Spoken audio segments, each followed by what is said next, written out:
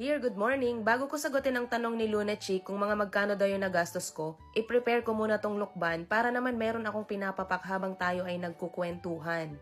Lukban nga palang tawag sa amin sa probinsya ng prutas na to. Ito yata yung pomelo sa Tagalog. Isa din to sa mga paborito ko nung bata pa ako.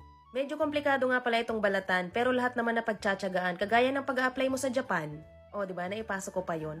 Makapal ang balat ng lukban, kitang-kita mo naman kung gaano nakakapal yung aking tinanggal pero hindi ko pa rin nakikita yung kanyang laman. Pagkatapos nga tanggalin yung makapal na balat, tatanggalin din tong mga nakabalot na parang cotton. Konting tiyaga pa nga at makikita na natin ang ating pinaghirapan basta huwag lang natin itong susukuan. Nagda-doubt pa nga ako kung masarap ba talaga to o matamis kasi sabi ni Papay masarap daw to. Doon kasi sa Japan may mga ganito ding prutas pero mapait talaga ang lasa.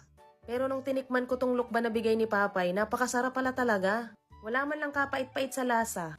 Matamis at napaka-juicy niya. O siya, balik na tayo doon sa kung magkano daw yung nagastos ko nung